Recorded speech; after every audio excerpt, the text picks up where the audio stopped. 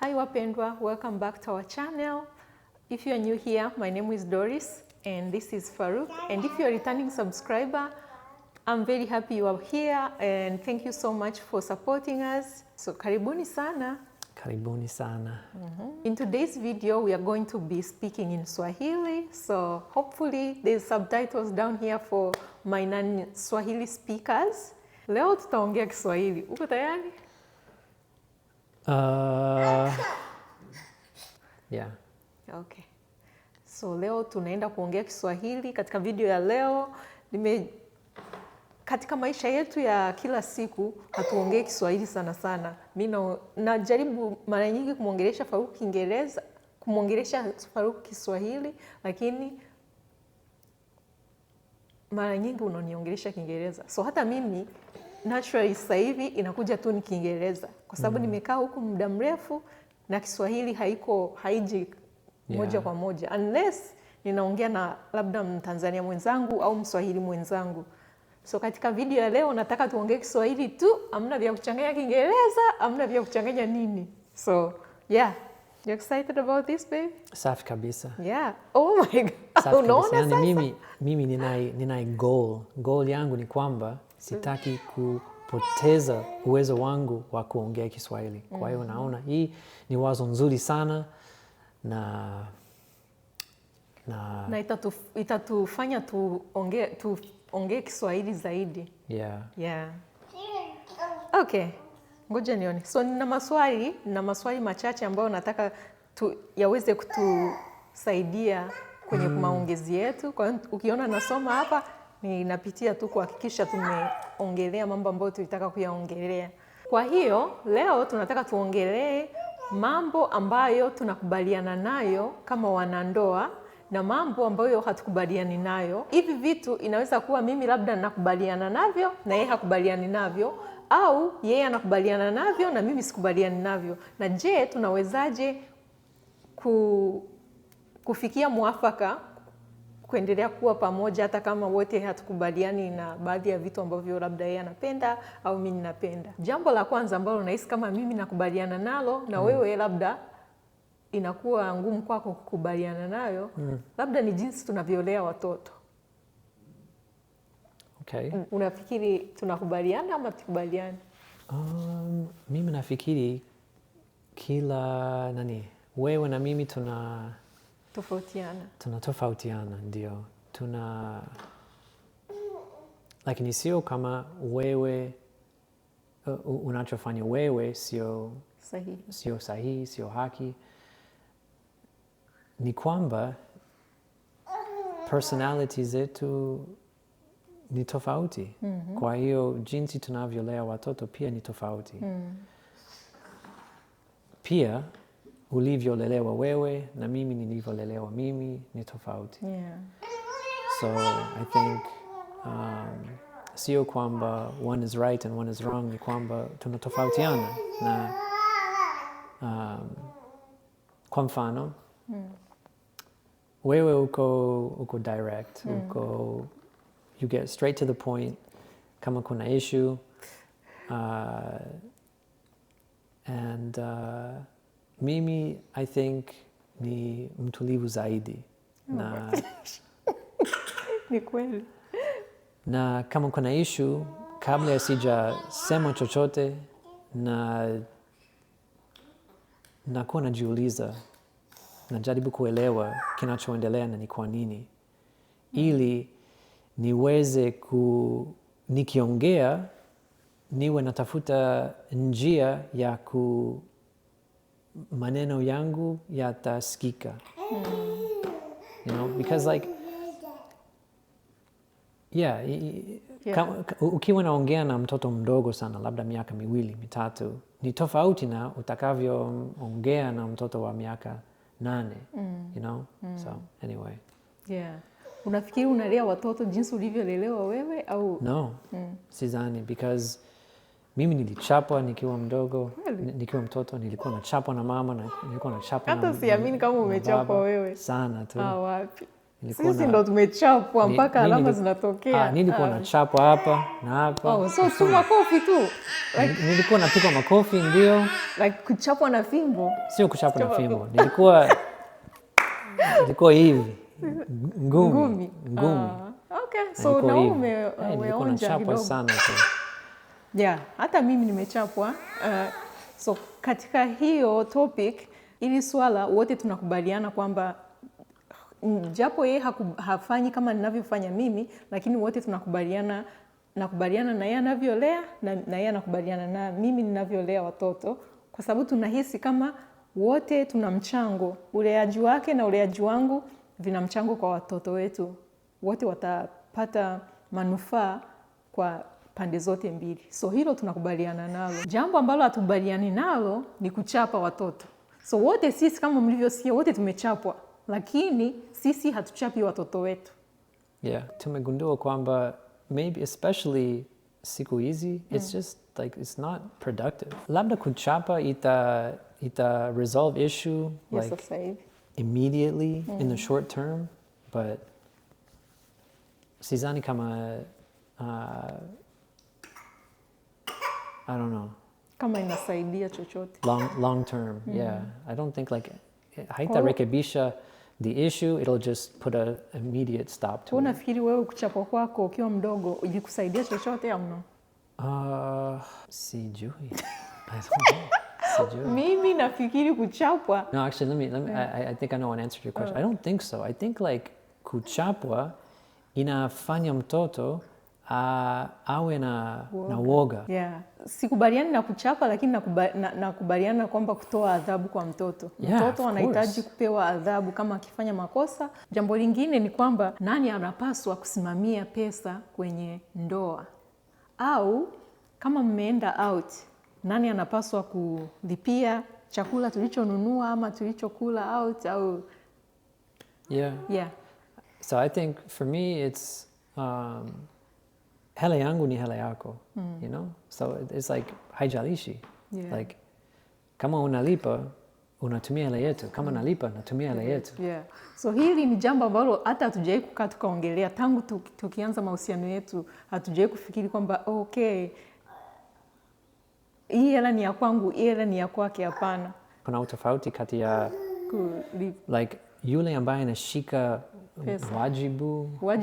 wajibu wa kuprovide, kuhakikisha kila mtu anapata mahitaji yake. Yes. So there's that, and that's nafasi ambayo mimi naisimamia ndio. Lakini sio kama hela inatumika kwa kupitia mimi tu. Yeah. You know, like of course, kama mimi nikienda nje na nunua chakula like, na sio kama mimi nakupa hela. Yeah, kwamba nenda kachukue. Yeah, no, it's like sisi tuna account yetu, jina lako imeandikwa pale, jina langu imeandikwa pale. Yeah, ni hela ni ya kwetu wote. Hata kama hela ni wewe unaileta. Yes. Yeah. Kwa hiyo kwenye hilo swala ni kama wote tunakubaliana kwamba changu ni chake, chake ni changu. Yeah. Na hatujawahi kukaa kusema kwamba tunahitaji kuongelea hivi na hivi. Ilikuwa tu hivyo yenyewe tu. Yeah. Labda watu wengine wataona hii ni wazo mbaya, hasa hapa Marekani. Watu wanaachana, ndoa zinavunjika. And so huku watu wanasema kabla haujaoana na mtu inabidi mkubaliane, umweke prenuptial agreement. Yeah. Like, unasanya mkataba, unaamua kwamba ndio tuko pamoja, lakini mali yangu ni mali yangu, mali yako ni mali yako. You know? Yeah, ni sawa, lakini upande yangu mimi naona kama ukisha kuwa na mtu ni kama umeamua tuko pamoja. Yeah. Na kama umeweka mali yako pembeni ni kama you have like one foot in and one foot out. Unaweka nafasi fulani ya Yeah, exactly. Yeah. So kwetu upande wetu ndo kama hivyo. Tunakubaliana wote kwamba tunashare kila kitu. Kama tumechagua kuwa pamoja, basi tuko pamoja. Because like pia like 100%. Tunakutana na changamoto. Like katika mahusiano yoyote ni lazima utakutana na changamoto. na kama unataka mahusiano yako isurvive, you have to tafuta kila njia ya kuwa pamoja. And I don't know how to say, like, and kuzibit? I don't know, kuzibiti ni poa kabisa. Those chanjo ya disagreements, you know? So like, from day one, mimi nikiwa naweka pesa yangu pembeni, from the very beginning, that's like chanzo ya disagreement, you know? Yani kama unajiandaa kwamba kikitokea chochote tu, mimi niko out, natoka. Exactly. Chanzo. Ni sehemu mojawapo ya hata kama tatizo ikitokea, tutalishughulikia pamoja na tutakisha tunalisuluhisha. I feel like there's another thing, like ukiwa na mtu ukishatengeneza kama idea, vision kwamba ni sisi, it's like us against the world. You know, like then inatia nguvu. Inatia mahusiano nguvu. So, je, tunapenda kusafiri au tunapenda kununua vitu vya gharama? So kuna watu wanapenda yani kama labda uende shopping, ununue vitu vya designer, you know, vitu vya bei kubwa, ama ungependa kutumia hiyo pesa kusafiri sehemu mbalimbali duniani. Je, sisi tunapenda kufanya nini? Tunaona ni bora kufanya kusafiri au bora kununua vitu vya gharama? Mimi naona ni bora kununua vitu vya gharama wakati unasafiri. Wewe mwanasiasa sana wewe. Okay, I like that answer. Mimi napenda kusafiri because nahisi dunia ni kubwa sana, hata usafiri vipi sio rahisi kuimaliza. Kwa hiyo ningependa kusafiri sehemu nyingi duniani, kwenda kuona vitu tofauti. Na kama alivyosema Faruk, ukipata kitu kizuri unapenda huko, hata kama ni cha gharama, then ningependa kukinunua ili kujikumbushia hiyo sehemu. Kwa hiyo vyote vinaendana. Lakini katika maisha ya kawaida, sidhani kama hivyo vitu vina umuhimu, vitu vya gharama vina umuhimu. Nakubali kama bora nitunze pesa nisafiri. Because I think like for asilimia kubwa ya watu wakiwe wananunua vitu vya gharama, ni kwa nini wanavinunua? Wanavinunua ili wapate raha fulani, right? So and then pia on the other hand, kwa nini watu wanasafiri? Pia it's the same thing. So kitu ile. So then inabidi ujiulize which one takuwa more effective. So kwangu mimi kusafiri for sure. I agree. Na wote tunakubaliana na hilo. Tunapenda kusafiri wote na je, mme na mke wanapaswa kugawana kazi za nyumbani? Mtazamo wetu ukoje kwenye hilo? I mean, tunavyoishi sisi that's what we do. Right? What do we do, baby? Kazi za nyumbani. You should go first. I think nafikiri ndio wanapaswa kugawana kazi za nyumbani, lakini inategemea. Kama wote mpo siku hiyo, wote hamna kazi yoyote, hauna kazi ya kufanya, yani you are not working, na mimi sina kazi yoyote, and it's only fair that kama nimeosha vyombo au kama nimepika na wewe unanisaidia kufanya labda kuosha vyombo au unanisaidia kufanya, you know, mnakuwa pamoja. Lakini kama Faruku yeye anafanya kazi na mimi niko tu nyumbani na watoto, kwa automatic mimi nitafanya kazi za nyumbani zote, nitafanya whatever needs to be done, si ndio? I think so. Lakini pia kazi ya nyumbani haishi. So sisi tunavyolea watoto wetu na pia tunavyoishi ni kama kila mtu anatakiwa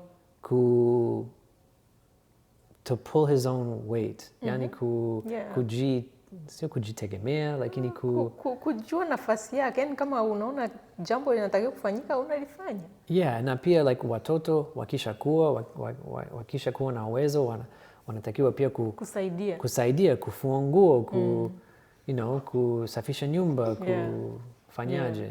Yeah. Kwa hiyo sio kwamba ni nafasi ya mtu mmoja kufanya kufanya kila kitu. Yeah.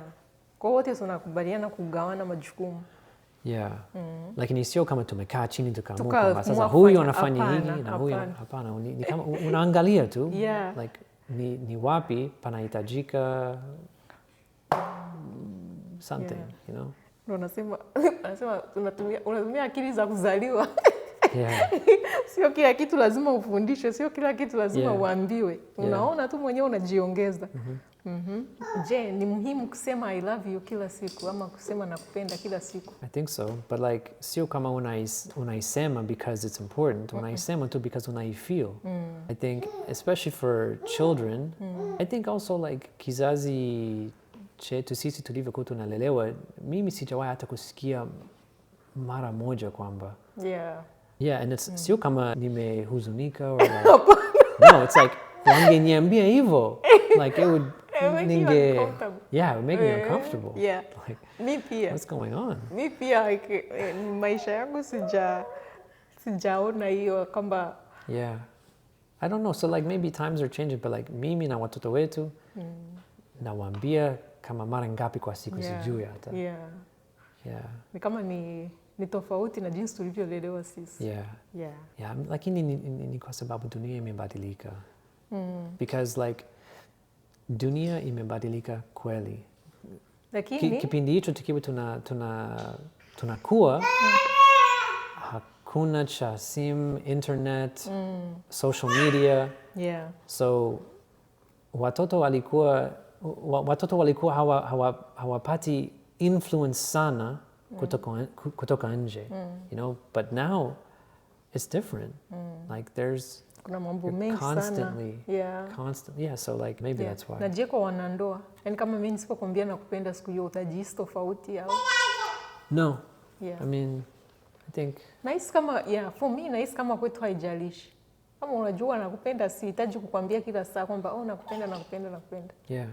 So ni tofauti kidogo. There's maneno and then there's vitendo. Vitendo, vitendo so vinaongea zaidi ya maneno. So vitendo ni vizuri kuonyesha vitendo. Okay. So hii swali inasema ikitokea mmoja anataka kusafiri na mwingine hataki. Je, nani anashinda? Imewahi kutokea hii?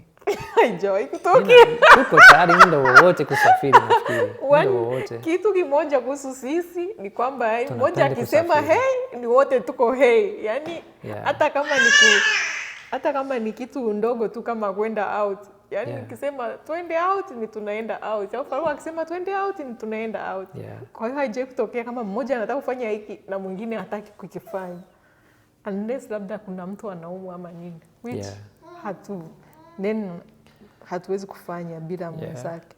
Je, wanandoa wanapaswa kuwa na muda wao binafsi? Kama ikiwezekana nafikiri ni muhimu, inasaidia sana. Mimi nimeona kwa macho yangu mwenyewe kwamba mtu akishakuwa mama au baba ni kama anakuwa dedicated sana kwa watoto wake. Lakini watoto pia wanakuwa na itafika siku hawatakuwa tena watoto. Watakuwa watu wazima, watakuwa wana maisha yao wenyewe. Na nimeona kwamba wazazi wengine ambao wameacha take care, wanakuwa wanaangalia tu watoto, ni kama hawana tena ile purpose. So ni vizuri usijisahau. Like ujipe na muendelee kutengeneza maisha pamoja. You know, it's not just about like the kids and then hiyo ni kitu muhimu sana sana kwa maisha ya watu wanaoishi kama sisi huku, watu wa Marekani. Wazazi wanakuwa wanajihusisha sana kwenye maisha ya watoto wao. Tofauti na na jinsi sisi tulivyolelewa, mimi nilivyolelewa. Mfano unaenda shule, wazazi wako wako wanafanya kazi ama wako nyumbani, yani kama wazazi hawahusiki sana na watoto. Lakini huku ni tofauti. Mzazi uko na mtoto wako mara nyingi. Mtoto akitoka shule, labda unampeleka kwenye michezo, ukitoka kwenye michezo, labda na jambo lingine, yani kama maisha yako yanakuwa yanachukuliwa na watoto 90%.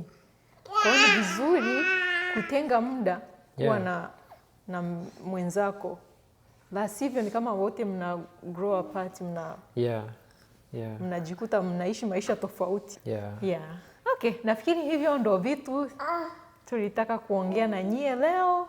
Kama mna mambo mengine ambayo mngependa tuongelee, comment hapo chini na tungependa kuyajibu. Na tuambie, je, huyu amefanyaje kwenye Kiswahili leo? Amejitahidi ama kaburuza tu? Unahisi umefanya vizuri? Nahisi nimejitahidi kidogo. Umejitahidi. Mimi sasa, Mungu wangu, yani nimejiambia ongea Kiswahili tu bila kuchanganya Kiingereza. Imekuwa challenge kidogo. Baadhi ya maneno najaribu ni kama inakuja kwa Kiingereza, alafu inabidi nijiambie tafuta neno la Kiswahili. Na hii inakuja kuonyesha kama mtu kama lugha hauitumii mara nyingi, ni rahisi kuisahau. Ni kweli. Kwa tuongee sana Kiswahili, jaribu kuniongelesha Kiswahili. Na siku hizi pia nimeanza tena kusikiliza podcast ya Kiswahili. Ili niwe nasikiliza na naisikia kutoka mtu mwingine pia.